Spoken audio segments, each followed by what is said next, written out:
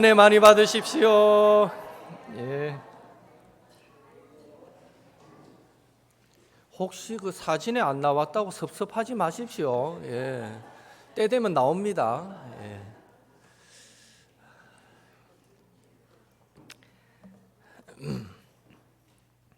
우리는 지난 몇 시간에 걸쳐서 부활하신 예수님께서 행하신 일들을 계속해서 말씀으로 나누고 있습니다. 부활하신 예수님은 엠마오로 가던 두 제자에게 찾아오셔서 성경을 가지고 말씀을 가지고 자신이 구약에 예언되어진 메시아 구원자다라는 것을 자세하게 풀어 가르쳐 주셨습니다. 그 가르침에 엠마오로 가던 두 제자들의 눈은 번쩍 뜨이게 되죠. 부활하신 예수님은 한 곳에 모여 두려워 떨던 그 제자들에게 나타나셔서 평안의 인사를 전하며 성령을 받으라 약속하여 주시고 하나님이 나를 보냈던 것처럼 나도 너희를 보내노라 파송해 주셨습니다.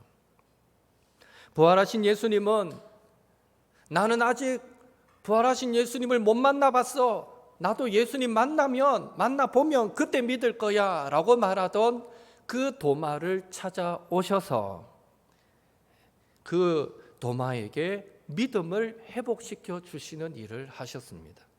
부활하신 예수님은 디베랴 호숫가에서 물고기 잡던 그 베드로와 제자들에게 찾아오셔서 배반의 상처 3년을 그렇게 따라다니면서 주를 위해 나는 죽겠습니다라고 고백까지 한 사람이 사람들이 무서워 나는 저 사람 모릅니다 저주 맹세까지 하며 3번이나 부인했으니 무슨 할 말이 있겠습니까? 베드로가 다른 제자들도 마찬가지고 다 주랭랑 쳤잖아요. 다 도망가 버리고 십자가 앞에 할 말이 없는 죄인들인데 디베랴 호숫가에 찾아오셔서 그들이 배반했던 그 현장과 비슷한 장면을 연출하시면서 괜찮다, 난 너희들을 사랑한다, 너희들은 내 양을 꼭 먹여다오, 그렇게 그들의 상처와 아픔을 치유하시고 다시금 사명을 회복시켜 주시는 일도 하셨습니다.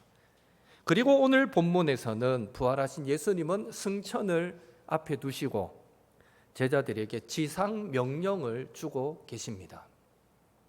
오늘은 예수님의 지상 명령 함께 살펴보면서 잠시 은혜 나누기를 원합니다.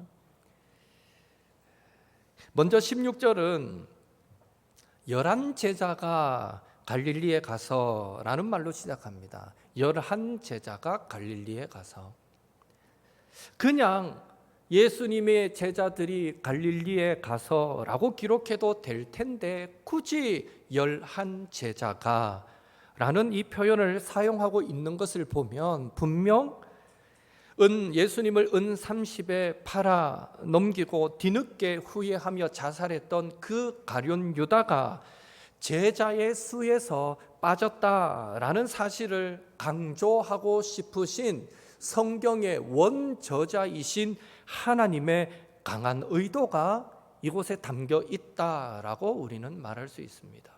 굳이 11제자라고 숫자를 밝히잖아요. 여러분도 아시다시피 가룟 유다 그 시작은 참 좋았습니다. 괜찮았습니다. 12제자 중 한 명으로 시작했습니다.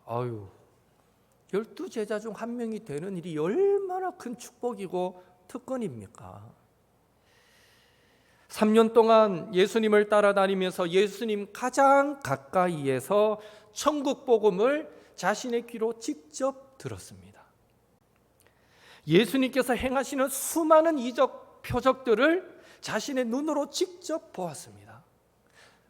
그 당시에도요, 예수님이 그랬다 하더라 라는 소문을 들은 사람들이 본 사람들보다 더 많았겠죠. 그런데 가룟 유다는요 3년 동안 쫓아다니면서 직접 듣고 직접 보았던 사람입니다. 심지어 마태복음 10장 1절에 의하면 이 가룟 유다는 다른 제자들처럼 둘씩 전도하러 보내셨을 때에 더러운 귀신도 쫓아내고 모든 병과 모든 약한 것을 고치는 그 권능을 예수님으로부터 받아서 직접 그 권능을 행하기도 했던 사람입니다. 그 시작이 얼마나 괜찮았습니까? 그러나 문제는 가룟 유다는 3년 동안 예수님을 따라다니면서 천국 복음을 들었음에도 끝까지 그의 인간적인 야망이 꺾이지 못했다라는 것입니다. 막달라 마리아가 예수님의 그 발에 비싼 향료값을 깨뜨려 붓고 그것을 보고는 그것을 팔아서 가난한 사람을 구제하고 돕는다면 훨씬 더 좋았을 텐데 하고 불만을 표현했었는데요. 요한복음 12장 6절에 보면 하나님은 가룟 유다의 그 불만의 의도가 정말 가난한 자들을 구제하고 싶어서가 아니라 그 돈을 자기에게 주면 헌금 맡은 자가 가룟 유다의 역할이었거든요. 그 돈을 주면 그 일부를 도적질하려고 했다라고 성경은 정확하게 기록해 놓고 있습니다. 하나님은 아시는 거죠. 그 의도를. 정말 가난하고 어려운 사람 생각해서가 아니죠. 저거 돈으로 줬으면 또 조금 빼돌릴 수 있었는데 그렇게 도둑질하고 싶었다라고 지적합니다. 그러니까 가룟 유다는요, 겉으로 봐서는 아주 합리적인 사람처럼 그렇게 비쳤을지 몰라도 그 속은 물질에 대한 탐욕으로 들끓고 있었던 사람이었습니다. 그런 더러운 욕망을 가지고 있었으니 향료값을 깨뜨려 예수님의 장례를 준비하는 그 마리아의 귀한 헌신도 냉소적이고 비판적으로 부정적으로 바라볼 수밖에 없었던 것입니다. 또한 남들은 한 번만 예수님의 말씀을 들어도 이구동성으로 그 교훈에 놀라면서 권위 있는 자와 같다. 그 가르치시는 것이 권위 있는 자와 같다. 내가 이전에 이런 가르침을 들어보지 못했다 라고 말하는 그 은혜로운 말씀을 3년이나 예수님 곁에서 들었음에도 좀처럼 변화되지 못했던 것을 보면 그는 강팍하고 교만한 심령을 소유했던 사람이었다라는 사실도 우리는 알 수 있습니다. 오늘 부족한 저의 설교를 듣고도 은혜 받는 성도님들이 계시는데 어떻게 예수님의 설교를, 예수님의 가르침을 3년이나 듣고도 변화되지 않을 수가 있겠습니까? 도대체 얼마나 그 심령이 강팍하고 교만하면 그럴 수 있을까요? 아마 옥토교의 성도님들이 그 당시 예수님의 설교 들었으면요, 여러분은 집 팔고 땅 팔고 모든 거 팔아서 다 예수님 쫓아다녔지 싶어요. 그런 은혜의 말씀이 예수님 말씀인데 가룟 유다는요 3년을 곁에서 들어놓고도 좀처럼 변화되지 않았던 교만하고 강팍한 심령의 소유자였다라는 것이죠. 결국 가룟 유다의 탐심과 교만이 메시아 구원자 예수님을 은 30에 팔아버리도록 만들었고요, 멋지게 시작했던 그의 인생은 마지막에 가서는요 차라리 나지 않았으면 더 좋을 뻔했다 라는 저주받은 인생으로 전락하고 말았던 것입니다. 16절에 11제자라는 이 표현에서 가룟 유다가 빠졌다라는 이 강조는 오늘 우리에게도요, 그리스도 예수의 사람은 육체와 함께 그 정욕과 탐심을 십자가에 못 박아야 한다라고, 그런즉 이제는 내가 사는 것이 아니요 오직 내 안에 예수님이 사시게 해야 한다라고 강조하고 있습니다.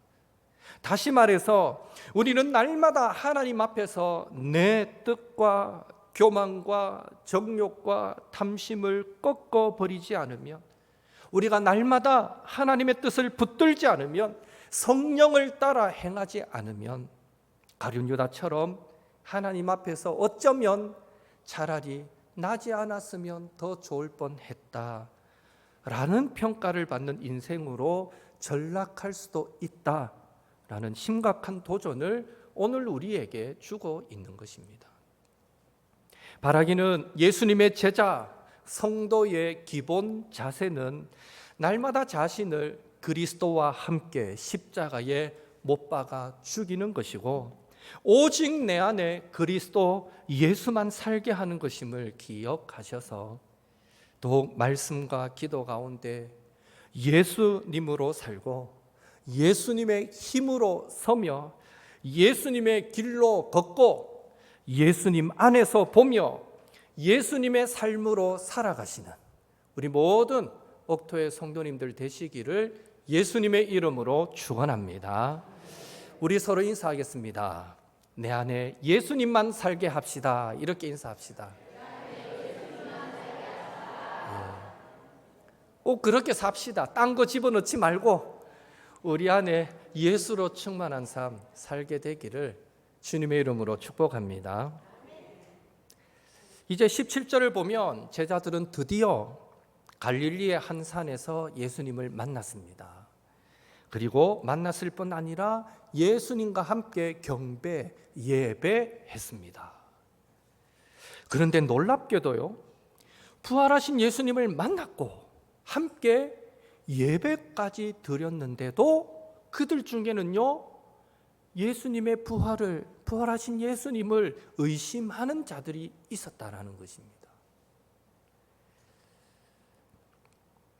그러고 보면 믿음을 가진다는 것이 얼마나 어려운 일인가 하는 것을 새삼 깨닫게 됩니다. 그런 의미에서 오늘 우리에게 보지 않고도 믿는 믿음이 있다는 것이 얼마나 감사한지요. 도대체 여러분 어떻게 예수님 믿게 되셨습니까? 본 적도 없으면서 그 예수님을 어떻게 나의 주, 나의 하나님으로 고백하십니까? 예수님을 보고도 못 믿는 제자들이 그 당시 있었는데, 의심하는 자들이 있었는데, 여러분 그 믿음 누가 주셨습니까? 성령님께서 여러분 가운데 역사하셔서 그 믿음을 허락하신 줄 믿습니다. 이미 우리가 성령 받은 증거요, 이미 우리가 하나님의 사랑받는 자녀인 증거인 줄로 믿습니다. 그렇다면 왜 제자들 중에는 이렇게까지 부활하신 예수님을 의심했을까요? 아니, 부활하신 예수님을 앞에서 보고 함께 예배까지 했으면서도 의심했던 이유가 무엇이겠습니까? 여러분 이해가 안 되죠? 같이 보고 예배까지 해놓고도 의심해요. 왜 그랬을까? 여기에 의심하다라는 이 단어는요, 한 번, 두 번 할 때 이 두 번이라는 의미를 가지는 그 단어에서 파생된 단어입니다. 한 번 보고 한 번 들었을 때는 괜찮았는데 어떻다는 거예요? 돌아가서 정말일까? 하고 두 번 생각해 보니까 의심스럽더라는 거예요. 그러니까 눈으로 본 그대로, 손으로 만진 그대로 아멘 하고 믿으면 되는데, 예수님의 부활이 너무 기적 같은 일이니까 내가 예수님께서 십자가에 못 박히시는 것을 분명히 내 두 눈으로 봤는데 어떻게 이런 일이 가능하지? 어떻게 저 앞에 예수님 비슷한 예수님 같은 사람이 있지? 이분이 정말 예수님 맞을까? 하면서 두 번 생각해 보니까 의심이 생기더라는 것입니다. 그래서 의심하던 제자들은 부활하신 예수님을 보면서도 마치 귀신이 아닌가 하고, 우리가 단체로 무언가에 홀린 것은 아닌가 하고 의심할 수밖에 없었던 것입니다. 보면서도 의심하는 것입니다. 게다가 당시에 대제사장들과 장로들이 함께 퍼뜨렸던 거짓 소문도 어떤 소문이었습니까? 경비병들이 잠잘 때 제자들이 와서 몰래 예수님의 시체를 훔쳐가 놓고 예수님이 부활했다고 헛소문 내고 돌아다닌다라고 대제사장들과 장로들이 그렇게 소문을 퍼뜨렸잖아요. 그 소문도 예수님의 부활을 의심하게 만드는데 한몫했을 것입니다. 사실 예수님의 제자들이 예수님의 시체를 도둑질해 갔다라는 이 소문이 거짓이다, 말도 안 된다라는 것은요, 어린아이들도 다 아는 사실이었습니다. 제자들이 로마 군병들과 싸워서 예수님의 시체를 가져갈 수도 없고요, 전문 군사 훈련을 받은 군인과 이 제자들이 싸워봐야 싸움도 되지 않습니다. 그를 엄두도 낼 수가 없습니다. 그리고 정말 그 경비병들이 자고 있었다 칩시다. 그러면 1톤이나 되는 그 무거운 무덤을 막고 있는 돌을 굴리려면 얼마나 시끄럽고 끙끙거려야 되겠습니까? 그러는 사이에 얼마나 깊이 졸면 그러는 사이에도 경비병들이 깨지 않을까요? 그러니까 경비병들이 졸고 있고 그 문을 열어서 무덤의 문을 열어서 시체를 가져가고 그동안 경비병들이 자고 있었다. 이거는요 누가 들어도 말도 안 되는 거짓 소문이었던 것입니다. 모든 정황은 제자들이 예수님의 시체를 결코 도둑질하지 않았다라고 말해주고 있는 것입니다. 그러나 그런 거짓 소문조차도 자꾸 들으면 도무지 예수님의 부활을 믿지 못하겠다, 예수님의 부활이 의심스럽다 하는 이들 사이에서는 그 파급력이 커질 수밖에 없는 것입니다. 그래서 듣는 게 중요합니다. 거짓 소문도요 자꾸 들으면 진짜처럼 믿어지는 것입니다. 그래서 우리는 늘 은혜로운 말씀을 더 많이 들어야 하는 것입니다. 그래서 우리는 늘 서로를 더 격려하고 위로하고 축복해야 하는 것입니다. 그런데 몇몇 제자들만 이 부활하신 예수님을 의심했던 것은 아닙니다. 오늘날에도 사실 많은 성도들이 은혜의 예수님을, 사랑의 하나님을 의심하며 살아갈 때가 많습니다. 예수님의 이름으로 구할 때 응답해 주실 줄로 믿습니다 라고 기도하면서도 내가 가진 지식에 근거하여 한 번 더 생각해 보니 이건 기도한다고 될 일이 아닌 것 같아 라고 의심하기도 합니다.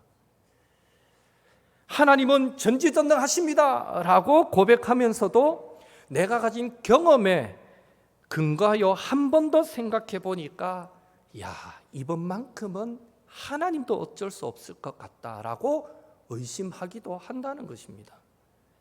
사랑의 하나님이 우리와 함께 하십니다 라고 고백하면서도 내가 처한 어두운 그 현실에 근거하여 하나님이 나를 잊으신 것은 아닌가, 나를 사랑하지 않으시는 것은 아닌가 하고 의심하는 경우도 있더라는 것입니다. 결국 갈릴리 한 산에서 예수님을 만나고 함께 예배하면서도 의심했던 제자들이나 오늘날 성령님의 역사로 예수님 믿고 예배하면서도 하나님의 그 도우심을 의심하는 성도들이나 사실 다를 바가 없는 것입니다. 그렇다면 오늘 저와 여러분 안에는 이런저런 이유로 예수님의 사랑, 예수님의 능력 의심하며 살아가고 있는 모습이 있지는 않는지요?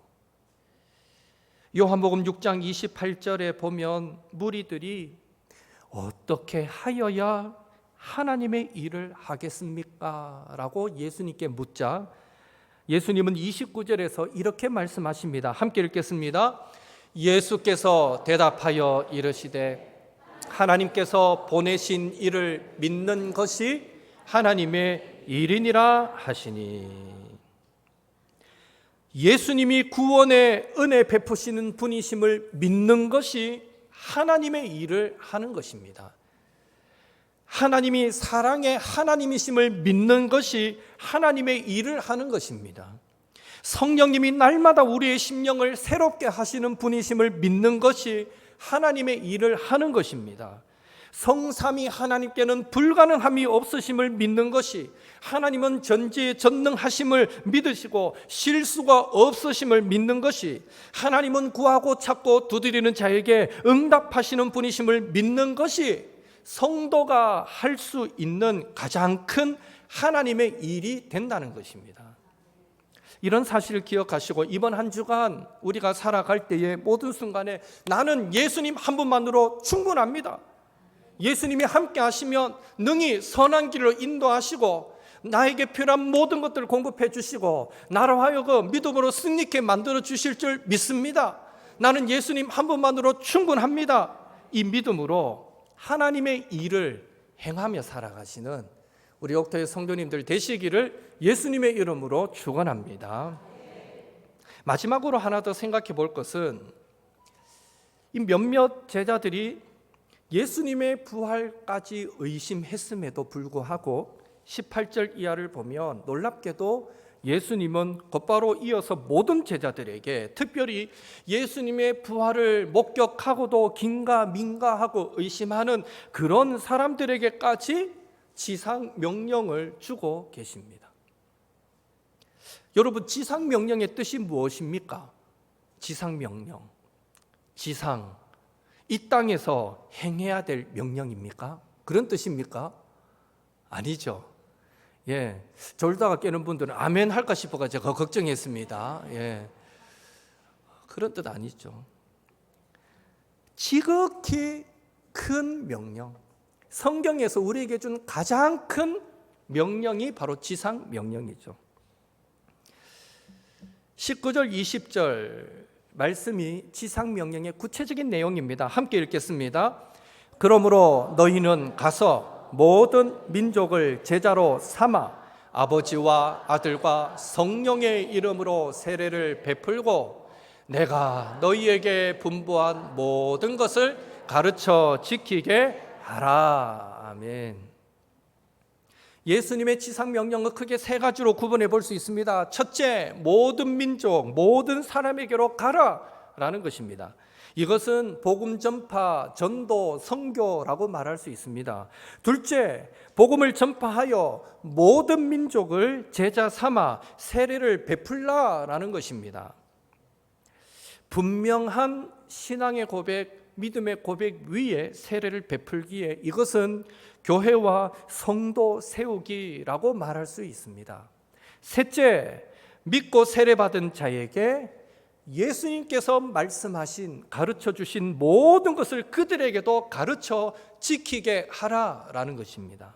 이것은 제자 훈련이라고 말할 수 있습니다. 중요한 것은 전도도, 교회와 성도를 세우는 일도, 제자 훈련도 그 하나하나를 우리는 동일한 무게를 가지고 동일하게 중요하다고 여기고 준행해야만 한다는 것입니다. 나는 전도만 할 거야, 나는 훈련만 받을 거야, 그게 아니라는 거죠. 동일한 가치를 두고 이 모든 것에 우리는 노력을 해야 된다는 것입니다. 그런데 문제는 이 일들이 순종하기가 결코 쉬운 일이 아니라는 것입니다. 여러분, 전도 해보셨잖아요. 전도가 쉽습니까? 어렵습니까? 어렵죠. 어렵지만 그렇다고 또 전도가 안 되는 것은 아닙니다. 그러나 결코 쉬운 일이 아니죠.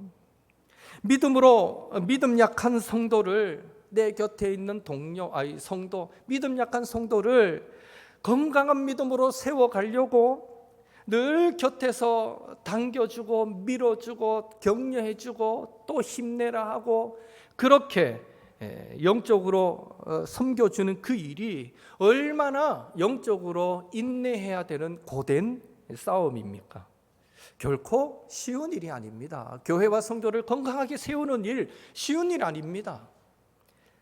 순종과 실천의 삶으로 이어지는 제자 훈련도 나를 예수의 흔적을 지닌 사람으로 완전히 뜯어고치는 과정이기 때문에 결코 쉬운 일이 아닌 것입니다.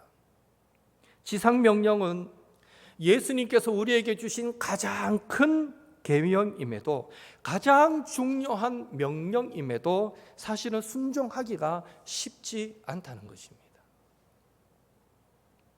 여러분, 일반적으로 회사에서나 어느 모임에서 누군가에게 정말 중요한 일을 맡길 때는 어떻게 합니까? 그 일이 중요한 만큼, 다급한 만큼 어떤 외압에도 상황에도 흔들림 없이 잘 감당하라고 필요한 인력과 필요한 재정을 마음대로 사용할 수 있는 전권을 허락하게 됩니다.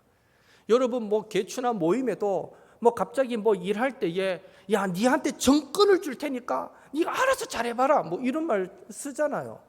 중요한 일일수록 그 일이 흐지부지 끝나지 않고 제대로 잘 되게 하려면요, 그 일을 맡은 자에게 정권을 맡기게 되는 것입니다.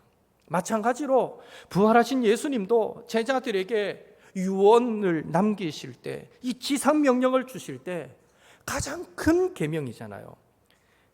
성도 스스로가 감당하기에 결코 쉬운 일이 아니다라는 것을 너무나 잘 아셨기에 이 두 가지 축복을 겸하여 약속하고 계시는 것을 보게 됩니다.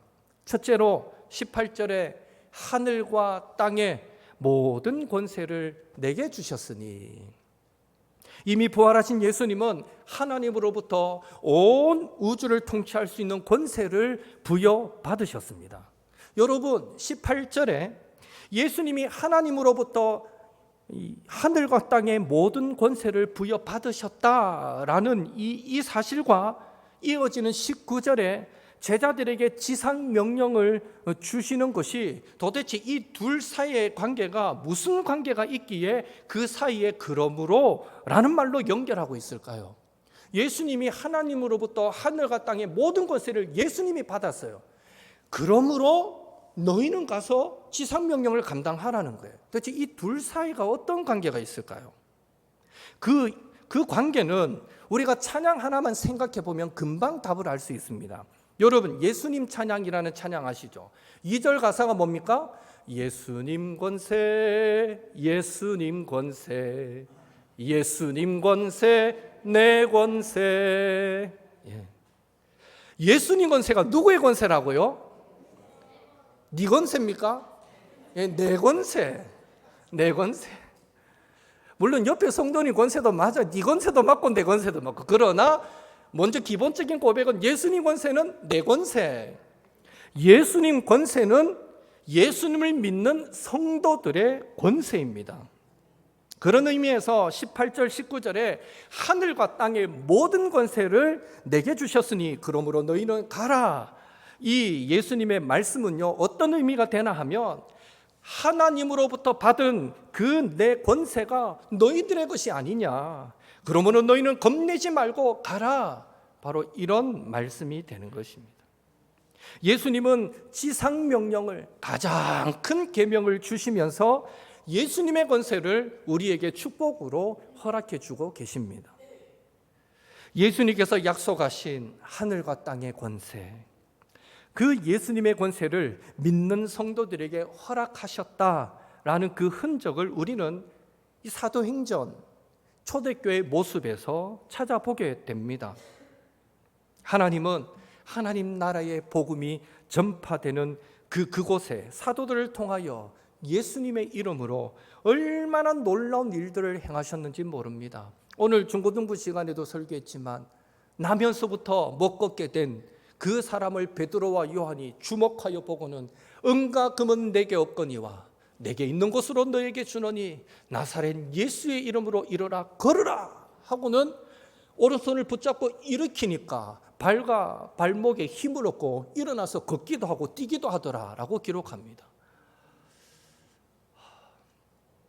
저는요, 성경을 읽으면서 한 번씩 하나님께 그래요. 하나님, 조금만 더 자세하게 기록해 주시면 훨씬 더 이해하기도 쉽고 믿기도 좋을 텐데, 이런 생각을 가질 때가 있어요. 왜냐하면 저는 이런 능력을 행할 때 늘 드는 생각이, 야, 베드로가 성전에 기도하러 올라갈 때, 오늘은 올라가다 보면 성전 민문에 구걸하는 자가 있는데 그 자가 니한테 구걸할 때에 너에게 예수의 이름으로 선포하니까 일어나 걸으라 하고 일어나게 만들어라, 네가 그렇게 선포하고 잡아당기며 일어나게 될 거다라고 미리 가르쳐 주셨는지, 성령을 통해, 아니면 그런 가르침 없이 진짜 순순히 그 성전에 기도하러 가다가 그 순간에 강력한 성령의 감화 감동으로 기름 부으심으로 그 감동을, 마음을 주셔서 그렇게 선포하고 그 일을 감당했는지, 어느 쪽으로 감당하든 성령의 역사는 마찬가지인데 참 그게 궁금할 때가 있어요.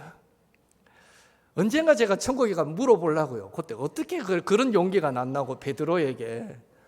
이게 쉬운 일이 아니잖아요. 나면서부터 못 걷던 사람이에요. 여러분 지금까지 살아오시면서 여기 80, 90까지 사신 분이 계시는데 90평생 살아오시면서 선천적으로 나면서부터 못 듣는 사람, 말 못하는 사람, 못 보는 사람이 어느 순간 갑자기 보게 되고 듣게 되는 거 여러분 보셨습니까?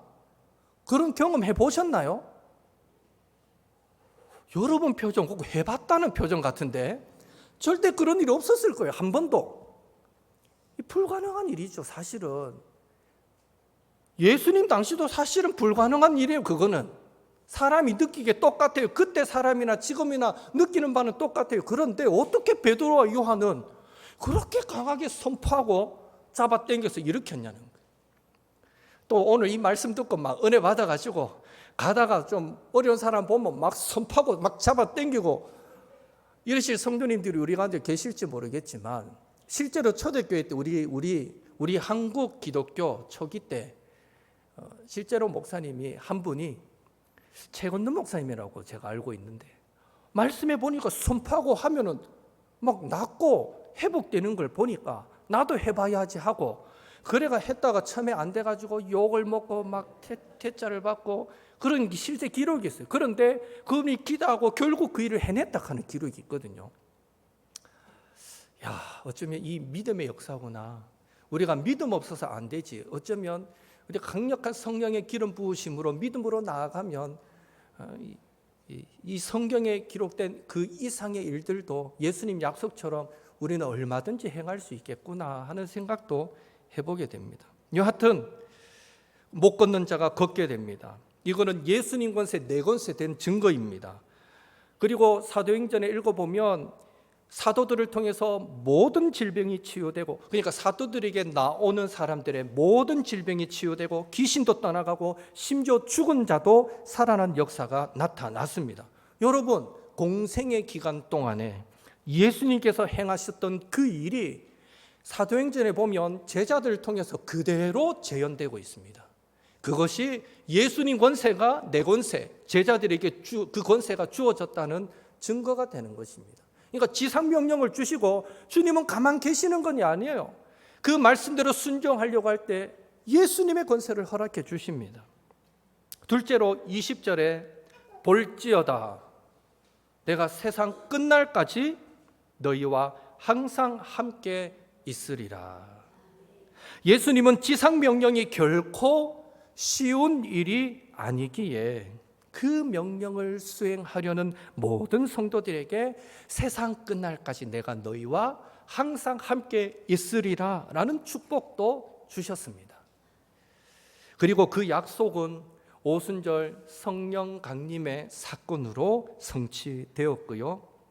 제자들에게 임한 그 성령님은 그들 속에 내주하셔서 제자들을 십자가와 부활의 증인으로 복음을 위한 순교자로 사랑의 화신으로 변화시켜 사용하셨던 것입니다. 사랑하는 성도 여러분, 예수님은 2000년 전 제자들에게 명령하셨던 그 지상 명령을 오늘 동일하게 저와 여러분에게 주십니다. 옥토의 성도들아, 너희는 가서 모든 족속을 제자 삼아 아버지와 아들과 성령의 이름으로 세례를 베풀고 내가 너희에게 분부한 모든 것을 가르쳐 지키게 하라. 그리고 감사하게도 예수님은 제자들에게 주셨던 것처럼 오늘 우리에게도 무엇과도 바꿀 수 없는 두 가지 축복도 내려주시는데 그것은 바로 하늘과 땅의 모든 권세, 즉 예수님 권세를 우리에게 허락하시고 더불어서 세상 끝날까지 너희와 항상 함께 있으리라. 항상 동행하여 주시는 축복도 우리에게 주고 계십니다. 우리의 힘만으로는 예수님의 그 지상 명령을 이룰 수 없지만 예수님의 권세와 예수님의 동행하심의 그 약속으로 함께 하시기에 연약한 우리도 얼마든지 하나님의 일에 귀하게 쓰임받는 주님의 자녀가 될 수 있음을 믿습니다. 그리고 예수님의 그 권세와 동행하심의 약속은 꼭 복음 전파하는 그 제자 삼는 일뿐만 아니라 오늘 우리가 살아가는 모든 삶의 전반에 역사하시는 하나님의 축복임을 믿으시기 바랍니다. 그런 의미에서 하나님 앞에서 제자된 성도된 우리가 취해야 할 자세는요, 저는 부족해서, 저는 연약해서, 저는 아는 것이 없어서 안 됩니다, 못합니다가 아니라 하늘과 땅의 모든 권세인 그 예수님의 권세가 내 것이고, 그 예수님이 증인의 삶을 살아가려는 나와 항상 함께 하시며, 필요하다면 예수님은 나를 새롭게 변화시켜서라도 사용하는 분이심을 믿으시고, 그 예수님 앞에 날마다 전능하신 나의 주 하나님은 능치 못하심이 없음을 믿습니다. 그 주님께로 나아가오니 날마다 나를 새롭게 하여 주옵소서. 나의 연약함을 모두 벗겨주시고 매일매일 나의 삶에 주님의 뜻이 이루어지도록 약한 나로 강하게 만들어주시고, 가난한 나를 부하게 만들어주시고, 눈먼 나를 보게 만들어주셔서 주님의 사랑으로 늘 사명 감당하는 성도 되게 하여 주옵소서. 고백하며 어두운 이 세상을 복음의 증인으로, 부활의 증인으로, 십자가의 증인으로 아름답게 살아가시는 우리 옥토의 성도님들 되시기를 예수님의 이름으로 축원합니다. 우리 나눈 말씀 붙들고 기도하겠습니다. 날마다 정욕과 탐심을 십자가에 못 박고 오직 예수님으로만 살게 하옵소서. 매사에 예수님 한 분만으로 충분하다는 믿음으로 의심 없이 하나님의 일을 이루며 살게 하옵소서. 예수님의 권세와 동행하심의 축복이 오늘 우리에게 임함을 믿고 복음의 증인되어 살게 하옵소서. 나도 이런 주님의 제자 되게 하옵소서. 오늘 나눈 말씀 붙들고 그렇게 한 주간의 승리를 위해서 함께 합심해서 기도하겠습니다. 같이 기도드립니다. 사랑의 하나님,